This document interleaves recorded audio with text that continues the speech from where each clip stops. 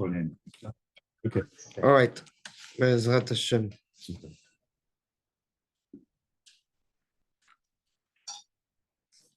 So last year we actually learned Yom Sheni. We learned that Yom Sheni. And we had a few opinions that the Ramban brought as to what is Rakia, what is the firmament, what is the firmament made of, how is it holding, right? And we introduced the Pirush of the Ari Kadosh. And then eventually the Ramban kind of touches that kivun by telling us that the creation of the firmament of the Rakia, right, is none other than the Hiyuli, right? And it came from the element of light, right? They said that there was an element of light that was created, that was used, and an element of water that was used. And that's at the end of the Ramban, if you recall. Pasuk.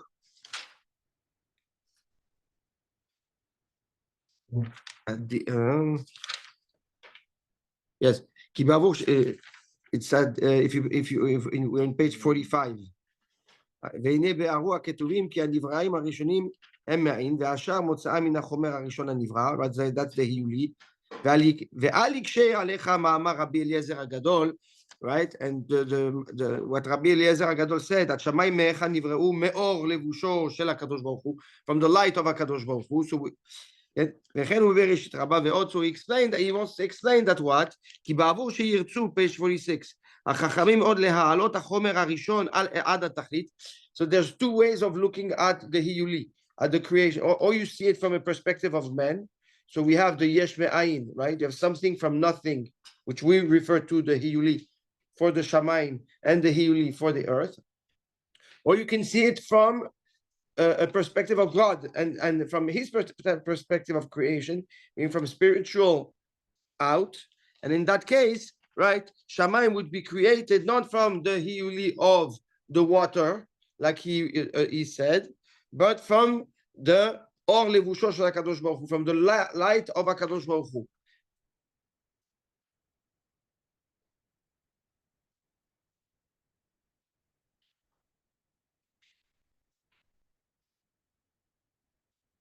So the Or HaRishon, right, the creation of the light of HaKadosh Baruch Hu, which is called the levush, the clothing of HaKadosh Baruch Hu. Why is it called the levush?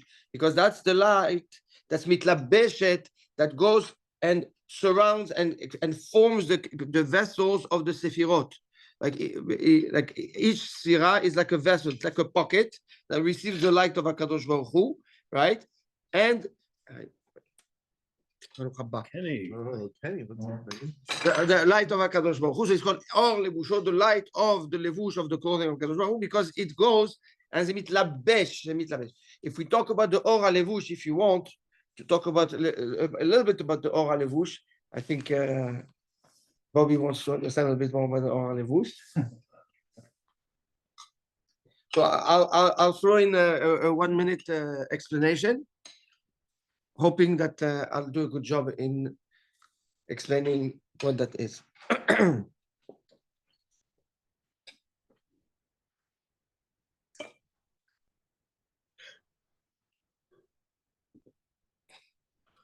In the Sefer Etz Chaim, the book of the Ari Kadosh,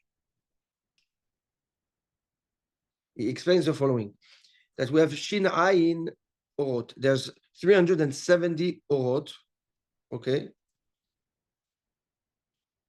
that essentially are used to bring to surround, okay, envelope the will of God that's coming down from God, from the Ein Sof all the way to creation, right?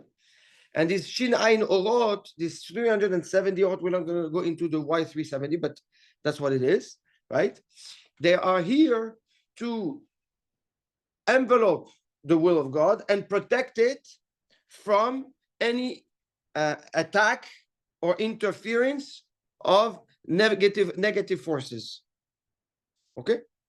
370 different types of or? It's called the 370 orot, yes. But is different types of or? It's the same or in 370 different. That's irrelevant. Okay. That's irrelevant. So it's like an orb that envelops. That's right. So why is 370? What does it envelop? Again, I told you, but I'm not That's going to energy? do. Even I'm not going. If you're going to ask these questions, I'm not going to talk because I know you can't. You can't. It envelops God's energy. What'd you say? Huh? It envelops God's The energy, the will of God, like call it the energy. Yes. But now that energy, when it comes down and it translates, it comes down to the world because it's pure. Whole kedusha, right? It may be attacked at one point, or attacked by what is called the klipot. The klipot are the negative forces that live off that light, right? And they attach to that kedusha. To bring an example, sometimes Akadosh Baruch Hu can send somebody prays and as a request, God, please give me this, right? So essentially, God grants that person that request. Now, that doesn't mean that request is good or for that person, but the person prayed. He prayed for something. Give me. Akadosh Baruch Hu gives, right? So he prays, right? He triggers the will of HaKadosh Baruch Hu to come down for that specific request. Okay? Even if it's not good for him? Even if it's not good. The Chachamim go so far. How do you explain That's what you did. That's not what he did. That he's going to place his spell, you come sit here. No, but That's I the was gonna question. ask the same question. Yes. Everything comes from Shamayim. No. No? No, I'm just asking that. No, he's right. There's a concept that No, everything what comes he from does, not what you do. Not what you do. You can. That's why sometimes you have to be careful with what you wish for. Okay. Now you. I'm going to go very, very far. The Chachamim in Moed Katan say, you're not allowed, and it's brought l'halacha. You are not allowed to pray to marry somebody specific. We're not allowed to get married on Chol HaMoed. What does that have No. to do Can't with get married on Chol HaMoed in Moed Katan. No, but what does that have to do? No, No, he's learning Moed Katan. that's what I'm Okay. up to. Okay. So you're not allowed to Specific. to pray to marry someone specific. The Ran explains why. Because God will listen to your prayers. He will make it that you marry that girl. Now you just messed up the whole ecosystem. Of course. Right, by Can't asking fool around for the certain- ecosystem, Elliot. No, by asking for the certain. That's it, because as you messed up her zigud, you make her your zivug, you make her. Okay.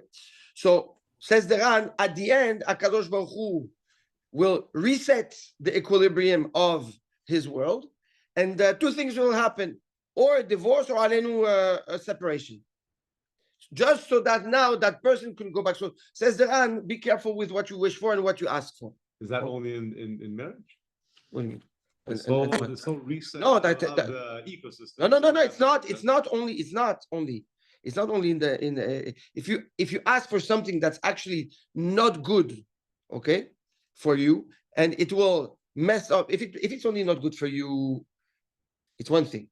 But if it's not good for you, and because of that, it triggers an imbalance in creation, okay, then HaKadosh Baruch Hu will find ways to recalibrate the environment. The environment. So when you pray, okay, you pray for something, and how do you pray? I'm going to go into that because that was Zach's question. I'm not going to develop more than what I tell you, but I'll explain. Rabbeinu Chizda Mikraskes, who comes two generations after the Rambam, okay, is the student of the Ran and the Rav of the Nimukei Yosef. Okay. Okay, the giants. Okay, I'm just amazed by his knowledge. no, but that's I'm not laughing at him. I'm laughing at myself that I don't know anything. okay. So he says like this. He has a problem. He says with one concept. He says it cannot be that you go and you pray to God, okay, and it's like you go, if he wants yes, it is. If he doesn't want no. God is not here waiting for people's prayer and deciding if you're worthy or not. He has a problem with that concept. So he says, what is the prayer? The concept of prayer. He said, Hashem showers abundance of good on the creation at all time. It just flows, right? The concept of praying is tapping into that abundance and channel it towards you and your requests. That's really what prayer is about. So it's more amorphous. So it's not a request that will be treated. It's coming. It's tapping the prayer. The concept of praying is tapping into the source of abundance and channeling it towards you. It's coming. But abundance to who? It's coming anyways. What? But abundance to who? To the world, to creation. To creation, everything. You're just channeling it to your specific request. That's tefillah. Now, if this is the concept of tefillah, when you pray, okay, what are you doing? You are now elevating a request, right? You're elevating yourself with your mind, with your words, with the formulation of the bracha, of the request that you're making, of the tefillah that you're making, right? You now tap into a certain sfira, a certain behavior of HaKadosh Baruch Hu. If you need chesed, you need koach gvura, you need tiferet, chokhmah, bina, depending on the constellation of the sfirot, so that you can bring down towards you that bracha, that abundance, right? And through that formula, okay, that mechanism, you grasp, you attach yourself to that abundance that's out there, right? And then you bring it down towards you, right? Now this potential becomes your potential that will turn into reality, and its purpose is to bring out specifically what you prayed for. So if you're praying for a zivug, okay, or you're praying to get a job, or you're praying for health, or whatever it is, right? That abundance that is potential for the world, that becomes your potential, but that potential will only be realized through your request. So for that specific purpose, to be healthy, to find a job, for parnasa, for a zivug, or for whatever that purpose is. But when I'm praying, am I praying for the abundance to come down and hit me? Or am I praying for good health? It depends on what you pray for. No, you just said the bronze guy. The what? No, if you're What am I praying praying for right It depends. No, wait a minute. According to this rabbi. Huh? According to this rabbi. No, it's not. There's the seder tefillah. So if you open, for example, the Amidah and the brachot, the seder is very clear. No. 1 second. It's very, very clear. If you open the siddur, you'll see in the siddur there is in every bracha there's another sfira, right? And that sfira is what you need to tap into in order to bring down chonen hadat, or Magen Avraham, or Mechayam Metim, or Barech Halel, whatever. Every bracha has one of the name of HaKadosh Baruch Hu that refers to another sfira. Okay? Yes? Well, I understand. We They don't said know that. that. You know that? Rabbi said it a couple Mike. times. Concentrate heavy and. Okay. So now what happens when there is a concept of shin ayin, right? HaKadosh Baruch Hu created an envelope, okay, that is called the 370 lights that come and protect. That's their purpose, okay? So, and they work in two ways. This shin ayin can or connect to the two pipelines that HaKadosh Baruch, the main pillars that HaKadosh Baruch Hu will use, okay, to bring down the abundance, which is or Chesed or Gevurah, right?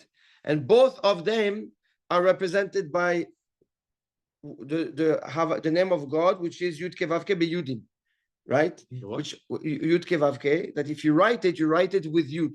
When you Bemilu, Yud Vav Dalet, Hey Yud, Vav Yud, Vav Hey Yud. Oh, you write out the letter name. Yes, you're right. So that means that there is 4 Yuds for the Chesed and 4 Yuds for the Gevurah, because it's this, right. So it's 8 Yuds. It's like that. So it comes out to Shin Ayin Chet, right? I know. It's very. Yeah. But it comes down both chapters or just one of the chapters?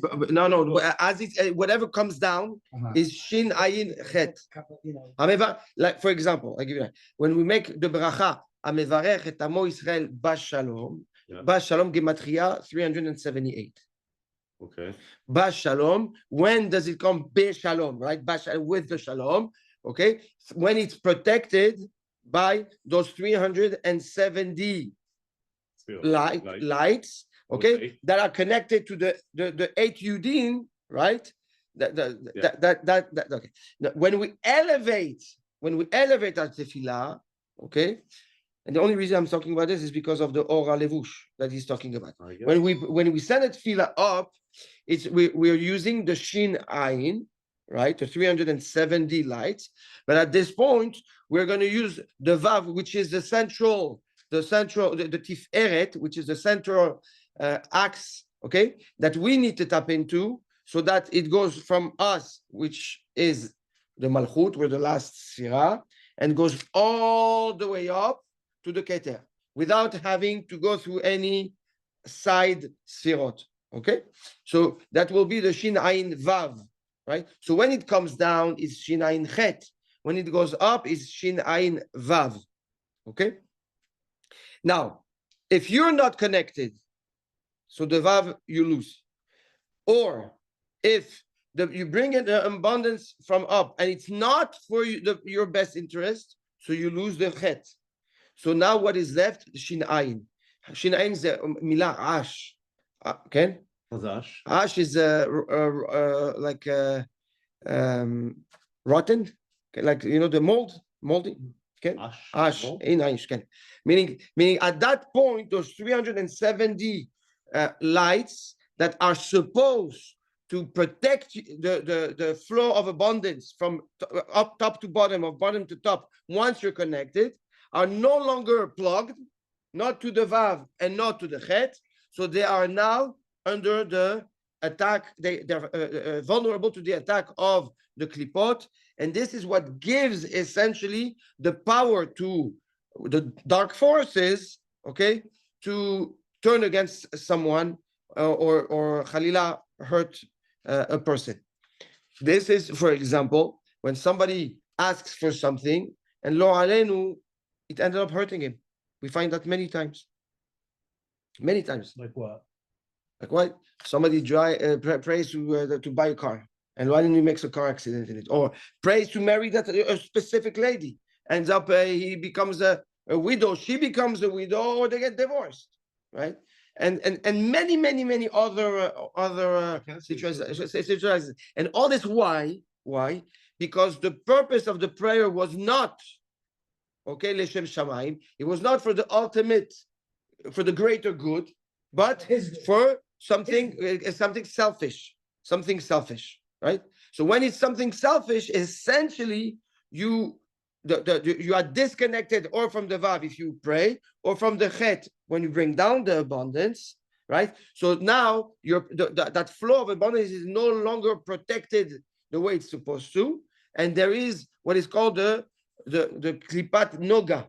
Klipat Noga, the Klipa, that 370 orot, they are in between Kedusha, but they're exposed to the Tum'ah, right? They're exposed to it. So, and that's what makes it vulnerable. Okay? So when the Ramban brings the Rabbi Eliezer Agadol, right? When he brings that and the Ma'amar, that what? That how did HaKadosh Baruch Hu created Shamayim? Me'or levusho, with the light of his levush, right? What is he talking levush? The levush is the cloth, the light of the cloth of HaKadosh Baruch Hu, meaning HaKadosh Baruch Hu took the light, 46. okay? The Shin Ayin Chet, right? The Shin Ayin Chet that he uses as a levush, as a protection, right? To protect his abundance that comes down. And with that power, he created the rakia. He created the rakia. Yes. So and that As opposed to creating it directly. no, there's no directly. There's no directly. There's nothing directly. Because the only thing that direct is the hiyuli or whatever the yesh me'ayin, right? So the yesh me'ayin. So the yesh me'ayin is Created this thing. no, from our perspective, we have the hiyuli. But from HaKadosh Baruch Hu's perspective of the creation, right, is the Shin Ayin Chet Orot. Yes. I have many questions. On the tefillah. So what is, so you said tefillah, that HaKadosh Baruch Hu might give you a tefillah even, or answer to tefillah even if it's not good for you. So what makes HaKadosh Baruch Hu ne'ena? It's one tefillah and not another tefillah. Oh, that's exactly what Rabbeinu Chizai Mikascha says. There's no ne'ena. There's no answer. There's an abundance that flows. It's whether you connect or you don't connect. There's the only time that means you didn't connect.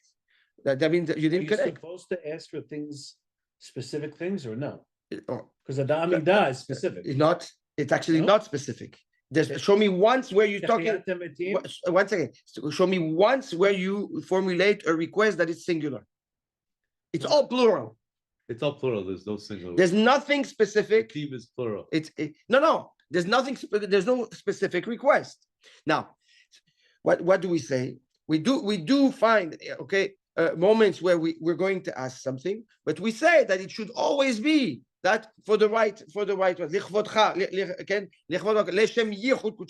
It should be done for the yichud, for the unity of your name, for the glorification of your name. But nothing when you start coming from a place of selfishness or ani, right? That's when it becomes dangerous. Okay, yeah. But it's not clear because sometimes you ask for things, Yeah, and they don't have it, no. and then you realize that the Kadosh Baruch Hu maybe didn't give you your tefillah. That's how your pirush. That's your pirush. Because that's your pirush. That's how you interpret things. That's how you interpret. That's not how Rabbeinu Chizai explains. I didn't ask what this guy asked you. I just gave you. You're asking me a question on the pirush of Rabbeinu Chizai. No, I didn't ask you about it.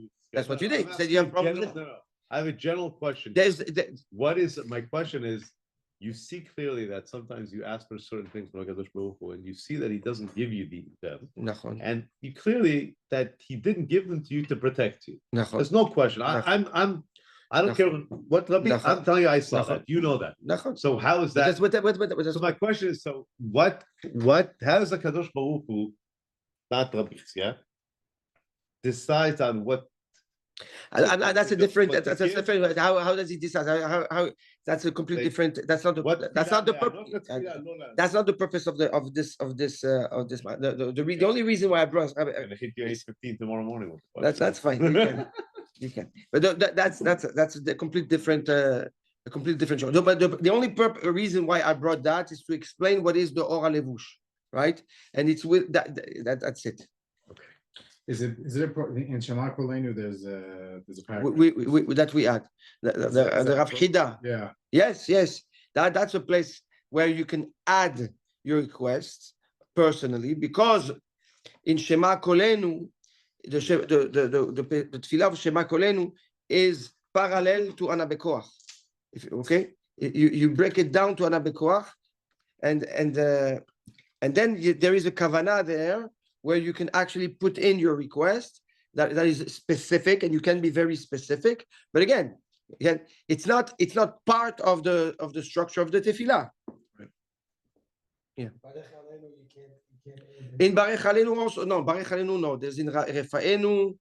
There and in Shema Kolenu Barech Aleinu, there's no addition in Barech Aleinu. None addition. In Barech Aleinu, you can't think about. You can have kavanah. You can have a kavanah for sure. You can have kavanah. You should have kavanah. You should have kavanah, but not like a specific. Stop and you start formulating. Okay. Can I ask you a question? In Shema Kolenu, right? Yes. You say the Bono Shalom, you can say it there, Yes. but where do you stop is it you stop after Atah to say your prayers? You're like a specific request or after Yes. Tefilatenu? No. After Tefilatenu is Alenu. That has nothing to do. So right after here. Yes. That's right. Okay. You're in a minority, don't forget that. That's not sure. Tell him, Hakan, tell him. That's not sure. Okay. Tov. So that it was just a little parenthesis, a side note to address the Or HaLevush of Rabbeinu Eliezer Agadol. Okay, now we continue. So, right there. Vayomer Elohim, HaKadosh Baruch Hu says, Elohim says, Yikavu hamayim, the waters should gather, mitachat hashamayim, under the sky, under the heavens, El makom echad, in one place, v'tera'eh hayabasha, and the dry land will be seen, vayhichen, and so it was. Okay. Says good. Yeah. Says the Gaon. Says the Ramban. In between the Gaon and the Malbim. Page 47. 47. 9. What? Yeah. Pasuk Tet. יקבו המים מתחת השמיים. היה התהום שהוא מים ועפר כאין המים האחורים. We already addressed, if you remember, that what is tehom is the mixture of earth and water, right? And it's like a dirty, like a muddy water. Mud. Yeah. וגזר על המים שיקבו במקום אחד. And he ordered the water to extract itself from the earth and gather all in one place. Mesovev kol hapeot, that will cover all the corners, right, of the earth. Vegazar al ha'afar, and there's another gezerah, right, another decree. Sheya'aleh ad sheyira'eh al hamayim veyivash. So he asked the earth to come up, rise, right, above the water until it should be actually seen, okay, and it can dry out.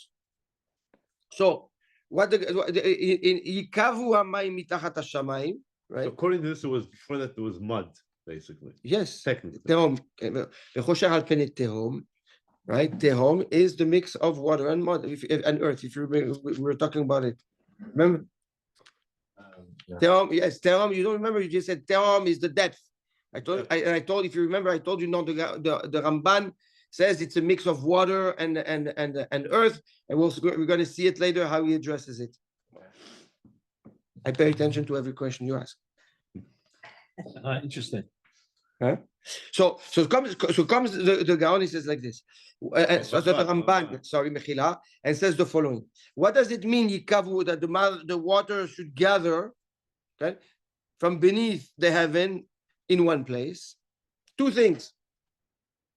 First of all the water that was created, the mayim that was created, should now be one and be around the earth, around the earth, okay? Second gezerah, which essentially goes against the nature of the earth should rise above the water, which is exactly the opposite of the nature of earth, because we said that earth is the heaviest element, and when HaKadosh Baruch Hu created the four elements as one, there was the earth, around it there was water, around it there was the ruach, and on top of it there was fire, right? Yeah. Right. And so in that development, right, HaKadosh Baruch Hu took all the water and gathered it. Now he split the water Elyonim and the water Tachtonim, the upper waters and the lower waters. And he said, okay, now this water should cover completely Earth. the earth. And after that, the earth should rise, okay, high enough so that there is land that will dry out and it will be a platform ready for the purpose, right, which is the creation of man. So does he say, I'm sorry, right now there's mud. Is he saying that first, the sequence is first the Mai Mikvu, right? And then the land came up? Yeah. So, but the Mai Mikvu gathered together. So what was it? It was a layer of earth.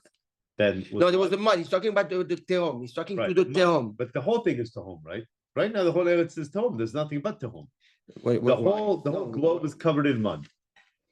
At this point, there's nothing but. Right? No, why do you say that?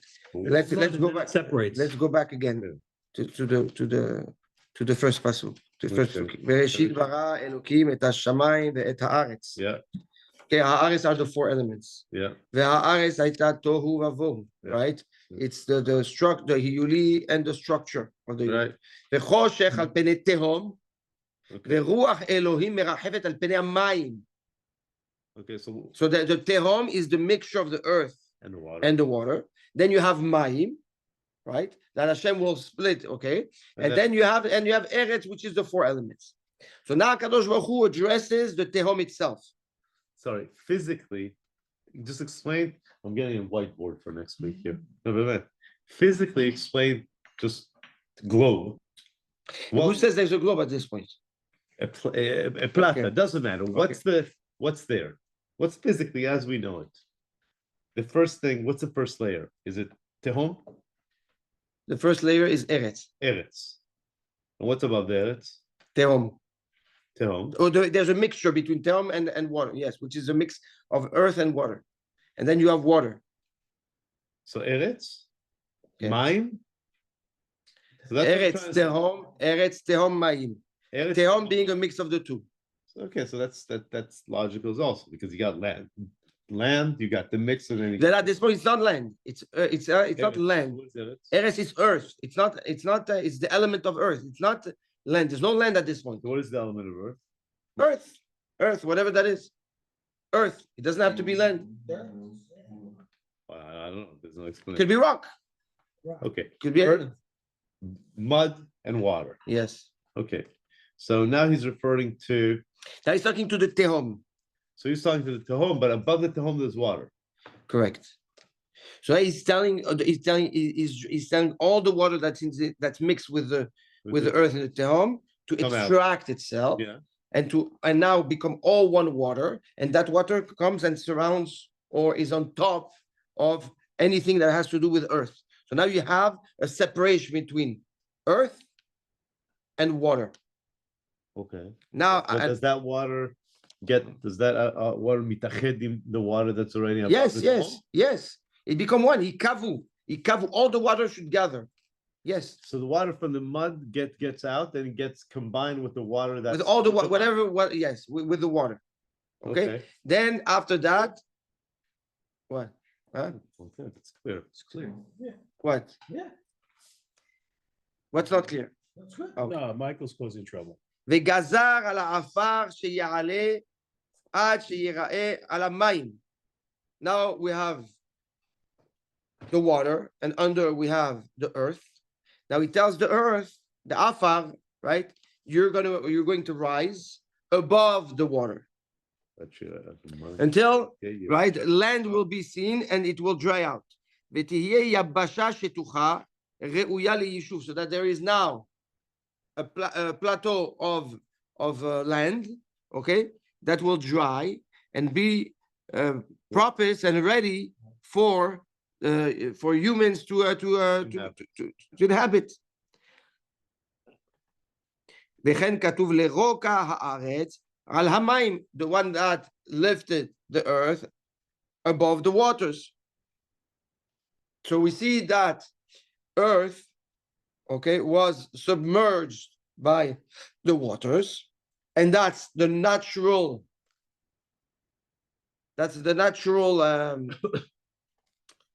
how you can structure of elements, right? The earth being the heaviest will be in the bottom, then on top of that water. Now, right? And then HaKadosh Baruch Hu says, now you rise, let the earth rise. So, okay? That's יקבו המים מתחת השמיים. או שמא תהיה כדורית. מקצתה מגולה ורובה משוקעת. Right? אשר ידמו היוונים במופתיהם הנראים או המפתים. Right? Another opinion is that it's not like a plateau that is set, right? But some of the land is exposed, and some of the land is under the water, and that would make the land, the earth, round, right? Because if you take the water and once you bend the earth, right, and some of it will be out, some of it will be some will be submerged by the water, right? So that makes now what we know as the planet, right? And he says that's what the Yevanim expose or show based on their knowledge, which is the globe as being round and the way we know it, right? The two circles of a map. Oh, I was like saying, oh, I mean, we know now today that, I guess. Oh, it could have broken later. The Ramban is saying there's two explanations for this. Yes. Did he know that the planet was round at the time? No, yes, Vadai. But when It's not a creation. No, but you don't know if God created the planet round. You think it changed? Maybe it was. You don't know that. Of course it did. First thing, has to be because last week you talked about the bending of the rakia. But if he says that the rakia was bent, so for sure that could be according to the second opinion. He says that's an opinion that he says that. No, it had to be to the first opinion, because it had to be created first flat, right? And then made a ball, because then why would you bend the rakia? If the rakia was above the land, then you had to bend the rakia. Oh, you weren't there. That was an intense one, right, Nachon? Yeah, that was the one that was. Okay. No, but yes. So what are you trying to say? What I'm trying to say is that according to there's two opinions, right? Right now that he says one that HaKadosh Baruch Hu created one piece of land, okay. The other is that he made it highs and lows, right? And by default, when he made it, he made it in the shape of a ball, a kadurit. Sorry, that he made the whole planet. Yes. I'm sorry. Is the question was the land created flat or with mountains? Is that basically the question here? No, flat around. No, is it? No, but he said it with ups and One downs. one plateau. Was it one plateau? One piece of land? One land with the water underneath? Or was it like an orb? Yeah, but he said, Rabbi, that's up what I and down is the but orb. the rabbi just said something else that maybe that's the orb. No, he's saying it might have been created with mountains. That's what he said. O shema shetiye kadurit miktsata megula veruba meshuka'at. Right, so he said maybe it was created with the mountains. When something is round, you'll have protrusions. That's what they're talking about. No, it doesn't have. That's where the land comes out of the water. No, it doesn't have to be. What he's saying here is different. Was the earth created flat, like this, and then there was water on top of it, or tehom and then water, or when it was created, because he's saying that the mountains came up, rose for the water. That's one opinion. Or the other thing that he's now bringing here is that it could be that it was created with the ups and downs. Correct. Right, and then all he did is put the waters in what we know today as oceans, basically. Correct. And he's going to explain. והנה הן שתי גזרות. כלומר, שני עניינים נעשים בחפץ אלוקים. There are two decrees, right? שני עניינים, two things, נעשים בחפץ אלוקים that are done with the will of הקדוש ברוך הוא. הפך מן הנאות בטבעם, which goes against the nature of those elements. כי הראוי לכבדות העפר ולקלות המים כנגדה, להיות עמוד הארץ אמצעי. Right? the nature of earth versus the water. If the earth is heavy and the water is light, so naturally the water should the earth should be at the center and the water should be around it. There shouldn't be any earth on top of the water. Right. So that's one gezerah. That's one decree that HaKadosh Baruch Hu made, that there could be earth on top of water and water below earth. והמים מכסים עליה, מקיפים אותה מכל צד, and the water, like the ocean, like that's surrounds it and covers it. ועל כן, אמר, and for that reason he says, ייקבו המים מתחת השמיים. What does it mean that the waters should gather under the heaven? כלומר, El mekom shiflut. They should all gather in low points. Right? So all the water from the rakia, or all the waters at all, should all of it gather. So mitachat hashamayim. Yeah, mitachat hashamayim. That's under the rakia. Underneath. Yeah. Under the rakia. That's what I said, under the rakia. All that water should gather and go in the lowest point. Now, essentially, it's like almost like he introduced the laws of gravity. Yeah. Because now he's telling the water that's supposed to float on top of the earth because it's lighter, right? It's like oil and water. The oil is lighter, so it sits on the water. He's playing with the laws of gravity. Huh? This is the opposite of the laws of gravity. No, he's in no. Laws of gravity Before dictate, there was no laws of gravity, I'm right? saying the laws of gravity dictate that the earth fall to the bottom. It's heavier, right? No, 1 second. But yes, but to each he did the opposite. To the water, he imposed the laws of gravity. Nachon? To the water. He imposes because if there's no laws of gravity, then the water should sit on top of the earth, just like the oil sits on top of water. He's defying the laws of gravity by putting the water in the bottom. You're using the wrong term. You're saying the laws of gravity applying to water. It's the opposite. Why is it the opposite? Because the gravity is when something comes down. The laws That's of exactly what water is doing. dictate that something is heavier that goes down. No? No. There's two things. No, gravity is the power that's taking something from top to bottom. Here's the water. Right? The glass is heavier than the water, but the glass is containing the water. The earth is containing the water. Right? That's how do we have a sea. Because it doesn't protrude the rock. Right? Think about it. It doesn't, even though it's lighter. The water is lighter than the glass, but the glass holds it because it's contained. That's what happened. That's really basically what's happening in the ocean. I don't think gravity has a lot to do with This is density. It's not with the density. We're talking about. Well, it's all density also. So it's only density. What he's talking is like this, like correct. According to density, what should be? The water, no matter what, should always float on top of the earth. Just like oil floats on top of water. Doesn't matter in which shape you put it. The water, but it does. But it does. It does. But even The earth protrudes from the water. No, guys, two different things. You guys are messing so many. Exactly. The water in the ocean is laying on top of the earth. Yeah. Just the earth. We think that it's under because this is the water and the earth is here. It's a sea level question. So the earth is here and the water is sitting on top of it. Right. So what happens? You make a hole. What happens to the water? Goes down. Why? If you make a hole, it should float. What happens in what?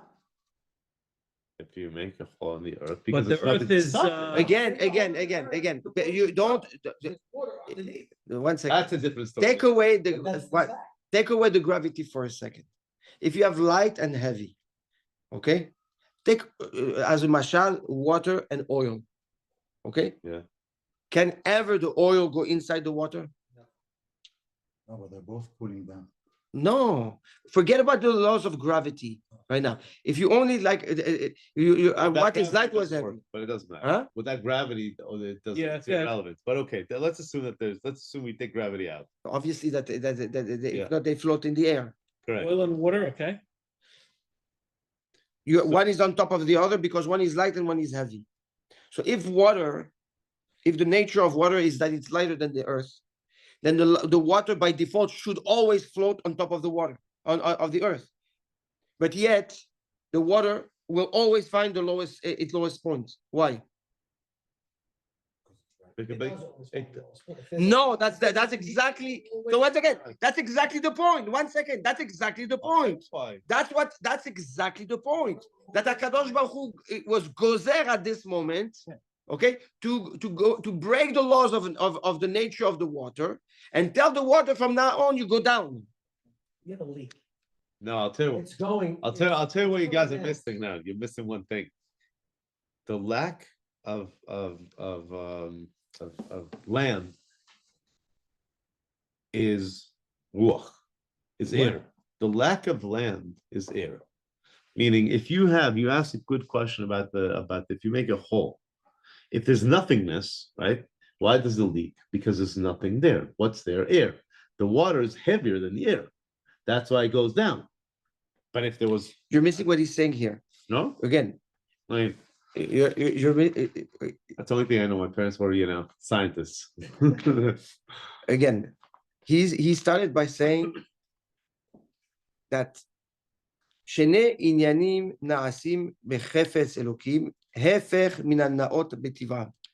Right? Hashem made a gzera that defied the nature of earth and the nature of water. That how? That the nature that is heavy, okay, will go up, and the water that is light, that's supposed to be on top, goes down. Okay, so in a sense, he binded the water to a law of gravity that keeps it going down all the time. You understand? I understand. And that's against, if you take away the concept of gravity, and as it was holding originally, the water should be floating always on top of the water and go up, never go down, because the water is lighter than the earth, just like oil is lighter than the water. It's heavier than the air. But when you That's why you have air on top of that. the earth, That's right. the earth. Why isn't the air, once again, why isn't the air going down? I'm asking you, why isn't the air, okay, going inside the water? No, is lighter. it's lighter. Exactly. So why is the water going down? Because the water is the earth consists of, I don't know, 80% water. So it's what? heavier than the earth. It goes down. What's heavier than the earth? The water. No. You have more The water doesn't go in the land.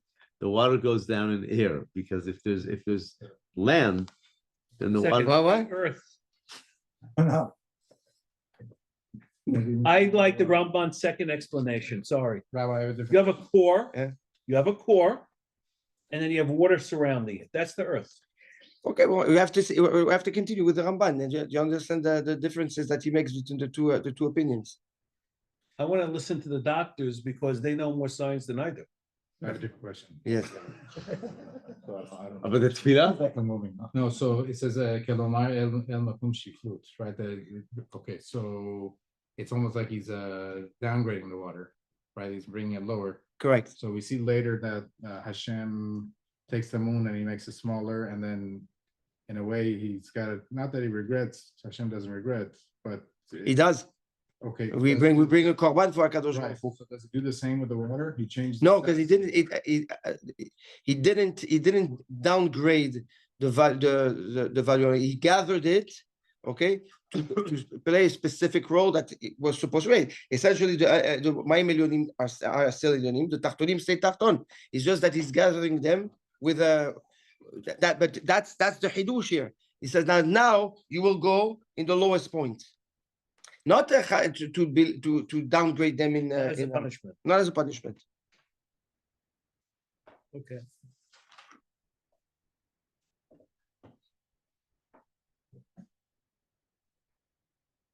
והמים מכסים עליה, מקיפים אותה בכוסה. So again, כי הראוי לכבדות העפר, right? The heaviness of the earth, Okay, ולקלות המים and the lightness of the water, כנגדה, להיות עמוד הארץ אמצעי, the earth should be the center, והמים מכסים עליה, מקיפים אותה, מכל צד, and the water should float all over it. Which is the case today. I'm sorry? It's not the case today. It's not the case today.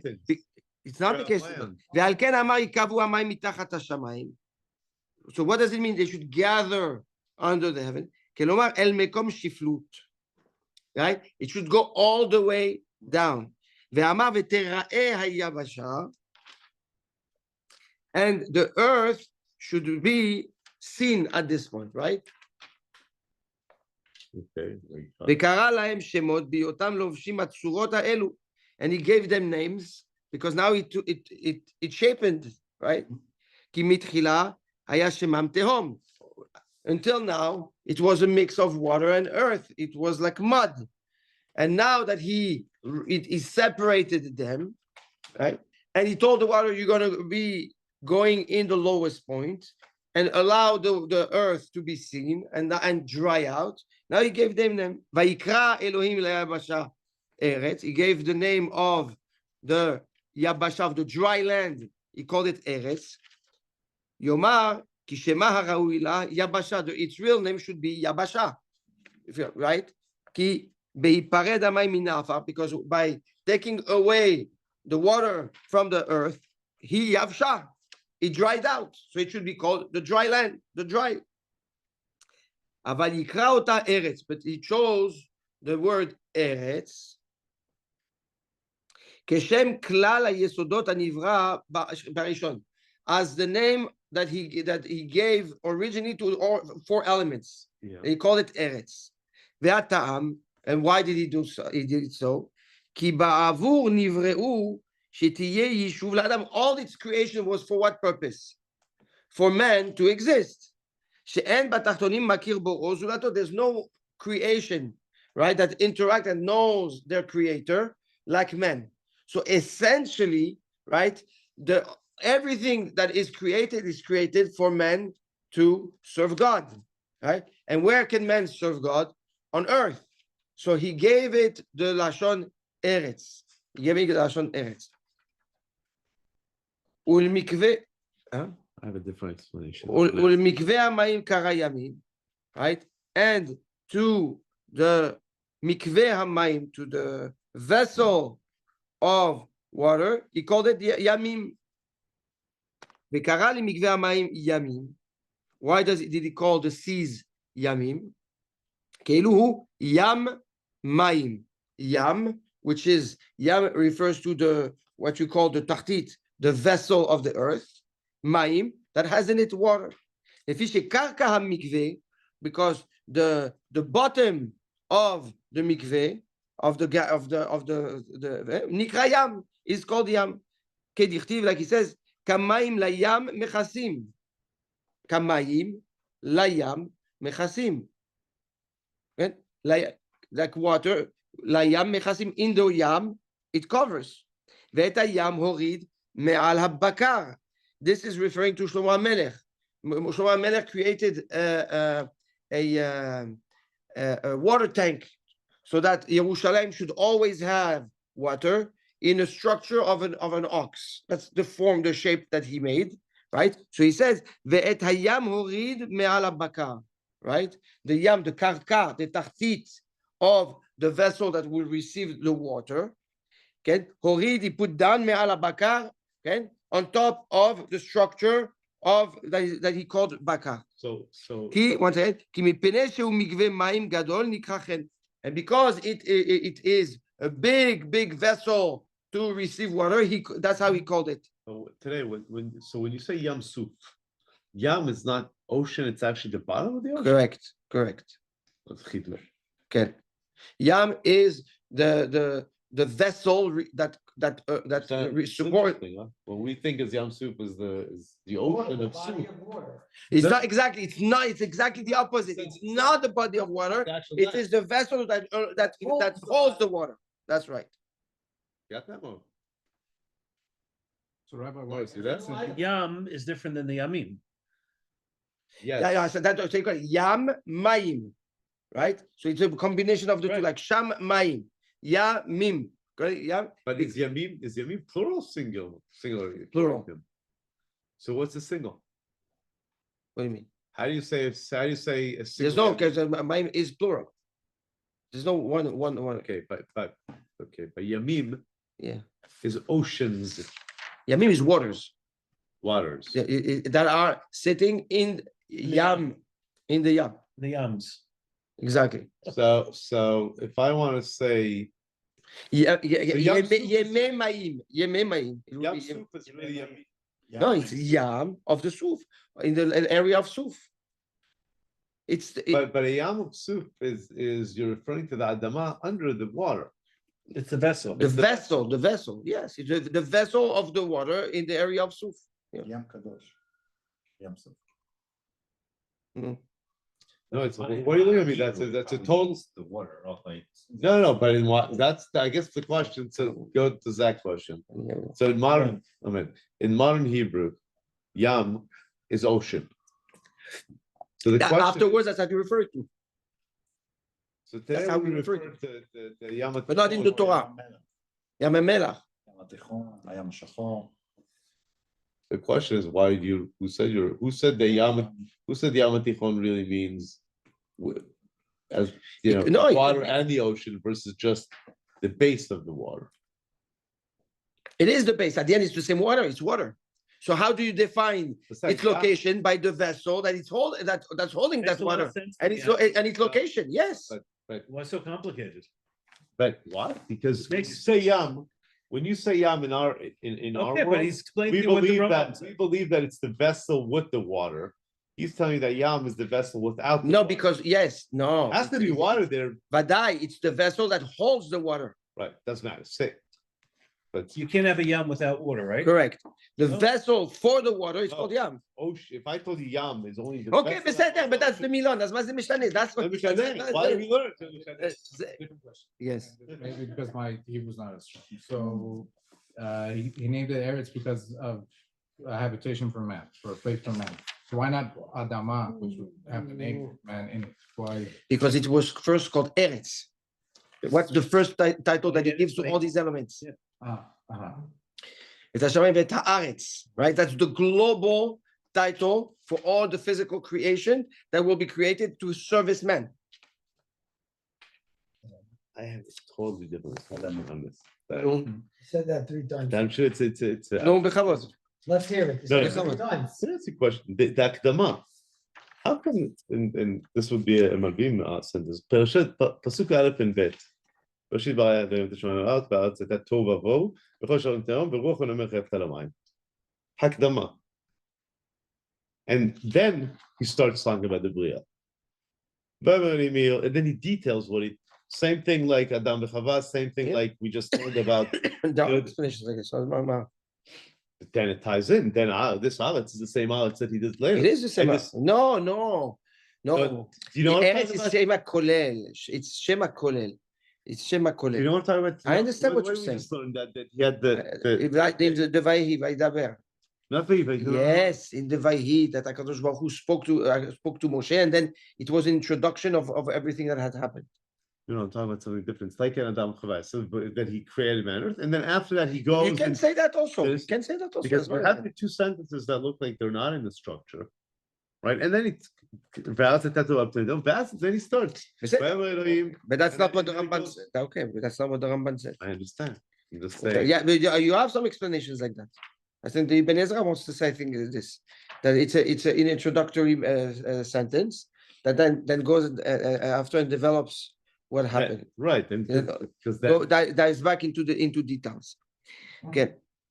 Vayar Elohim Kitov. So there are two miracles in Yikavu Hamayim, and we need to be clear with that. One is the rising of the land, and second, that waters go down. And it's very important to understand that. It's like it's as if he would tell now the oil, from now on the oil, you go under the water.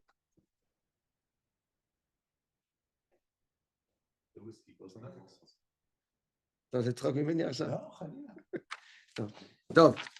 I'm actually getting it. These are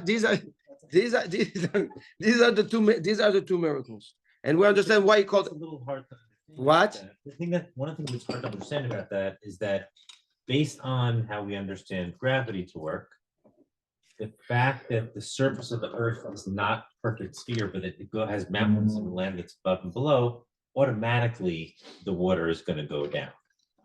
Yes, I understand, but if we go based on weight, Yeah. okay, my question to you is the following. I hear what you're saying. I hear what you're saying. But I understand, but we're looking at water after the Gzera. Here saying he's talking to you about the water before the Gzera. You understand? So before that zero, the earth has a contour on the surface. It doesn't, the water the water would have would always be layer flowing. of Yes, contour. correct. And no matter how deep you throw the water would come back up. Okay. David, I don't want it.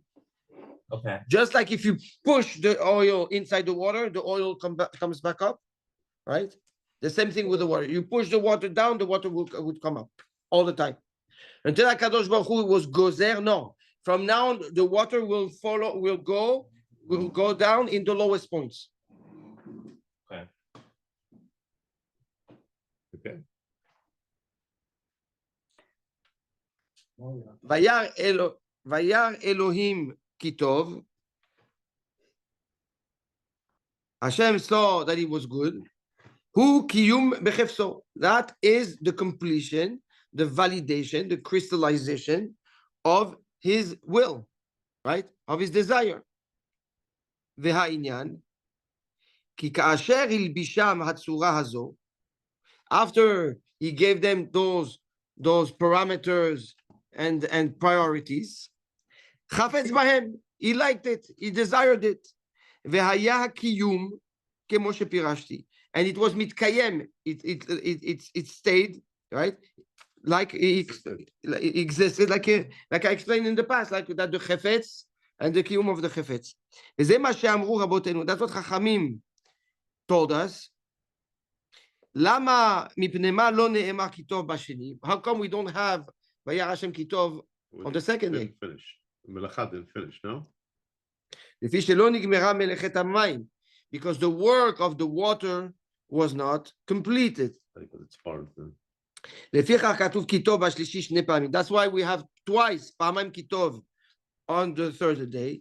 The first one is when the waters, the element of the structure, the laws of water are completed. So right away he says Vayar Hashem kitov. And at the end of the day, right, when he finishes the creation of the third day, it will say again Vayar Hashem kitov, right? Because now it's complete. So as soon as the development of the nature of water was completed, Vayar Hashem kitov. If he says that אחד למלאכת המים ואחד למלאכת היום. One for the completion of the work of the water, and one for whatever he will be creating that day. But if that's the case, why didn't he send Yom Sheni lemelechet hayom? Because there's still... It is no, it will not complete it. Finish. But he created the day. No, melechet hayom will create during that day, not of the day. He continues. ויאמר אלוהים תצ'י הארץ דשא, עשב מזיר הזרע, פרי וצורי, ותוצא הארץ דשא. וירא השם כי טוב. No, it's not on the actual, on the zman of the day. Okay. You good? Right. What was created on that day? You could read. Yes, the sprout of the earth, the trees, and the grass, and. But he still did on Yom Sheni. He still created the rakia. That's all. What do you mean he created the rakia? Let's go back to Yom Sheni. Deal here. What is the rakia? Yeah. Right. That's the work of the water. Right now, he's still working the waters. The water. He was working overtime on the water, so he just did. Okay. Now, Malbim talks about it. And that's a different question. Why did he? It does. I'm sure he does. It does. We didn't get this. Yeah. Why didn't he finish the water on the second? Oh, day? that's I was gonna say. Oh, No, but hold on. Okay. Well, it's not like he couldn't finish it. He ran out of time. It's a very good question. The Ramban What's- doesn't. The What's Ramban. the answer? The Ramban doesn't address it. So why don't you address it? The Ramban doesn't address it. The Ramban. We're learning the Ramban. No. So Different, Pirush. okay. So No, it's the question. It's, don't you I think can't get it's, into it now. it's a very weird thing if you think about it. Because it's a very good. It's a very good question. It's a very good question. Why couldn't God create the world in one day? No. Oh, no. No, there's a reason that created in 7 days. There's many explanations about that, but the fact that he purposely didn't finish it in the second day and then said a bracha on the third day, it has to have a reason. Okay. So, what was the purpose of the rakia? What did we say? What is rakia? Is the point of interaction between Elyonim and Tachtonim, Yeah. right? The connection between spirituality and physicality. Yeah. Very good. That's why it says, "Vayere vayiboker yom sheni, sheni milashon shinui." Difference. Okay. Now, what is the shinui? Ma ishtana po? That suddenly there is a relationship between spiritualities and physicality. Until now, it doesn't make any sense, right? That's what's meshune. Okay. And then right away, what happens? Okay, vayomer yikavu hamayim mitachat hashamayim. Okay, el makom echad v'terei hayabasha, for what purpose? V'terei hayabasha. Vayikra Elohim leyabasha eretz ulmikveh hayamim kara yamim. Okay, look what happens now. Vayikra, what's the gematria of Vayikra? 12. 317. 318, 317, 317, right? 317. We're good. Now somebody takes a calculator. This is like the Elliot's good with numbers. 317. Good. Now let's good. Now tell me what's the gematria of Elokim if you write it completely. Aleph Lamed He, Aleph Lamed Pe, okay? Write it, type it so that you don't get confused. Okay, Aleph is it's 111. Okay, that's He is 15. Hey Yud. So 317 plus 111 plus 15. What? No. No, put that's 126. definitely getting whiteboard. And Yud is 20, 146. 146. and Mem is 80, 226. 226. right? 226. 226. Now, if you okay, we continue. No. Okay. 543. Wait, No, they didn't tell you to connect the Vayikra. No, come on, just write it down separately. Okay, separate. Go. 317 and 226. How many letters? Just 13 letters. Yeah. 13 letters. Put plus 13. No, when you write Elohim, Plus 13. there's 13 letters. If you write What are you adding? Are Elohim, you- Aleph Lamed Pe, What are you adding? Hey, you. 13 To 220. to the 226. 239. 39. And what is the gematria of the word Elohim? 91. No, Elohim. 86. 86 plus 86. 317. Okay. The word Vayikra, there is the name Elohim. The second word is Elohim. Now Yabasha, what's the gematria of Yabasha? Yud is 10. Bet is 2, 3, 17. Another time Elohim. Eretz. Now Eretz. Wait, 239 plus 86. Why? No. Why no? He Why? shows you Vayikra, They- Elohim, and Layabasha is all 317. Vayikra gematria Elohim. Elohim. Yabasha Elohim. Eretz is what's the gematria of Eretz? 291. 291. How much is Elohim with when you write it with a he? 291. 291. Good guess. Okay. Okay. We are, these are the four batei dinim. This is the four sources of judgment that can be brought. I know. Yeah, go ahead. You ask a question. I'm trying to give you Go ahead. a meaningful answer. Okay. Okay, 4 sources. These are the 4 sources of judgment that a person can face. One in the Olam HaAtzilut, one in the Olam HaBriah, one in the Olam HaYetzirah, and one in the Olam HaAsiyah. Right? There's 4 Bate Dinim. There's a Beit Din in each world. I know what a Beit Din is, but what do you mean? That means you can be judged. There's a power of judgment in every world. There's a power of judgment. Elohim is judgment, right? Yeah. The power of judgment in each of the 4 worlds. We know there's 4 worlds, right? We know that? No, we don't know. We didn't know. No, yes. Where do we know that it's 4 words? No, we spoke about no, we didn't ever. No. Can I make a suggestion? We could break from Amman, or we could do a different day. We need introduction to The point is every time you throw a bomb and people are looking at each other like, did we not listen to them? Because nobody knows what Al Ba'olamot is, except Bobby, of course. Exactly. If there's the papers that you. Yeah. Yes. Yes. What? I did send it. So to answer you, yet Yom Sheni is there was a shinui where Kadosh Baruch Hu allowed us to connect, okay, to Him spiritually, not to create a kitrug, okay. On that, He finished on the next day. What do you mean? If at that moment, on the same day, he would have infused or implanted the 4 Bate Dinim, right? Men would not have any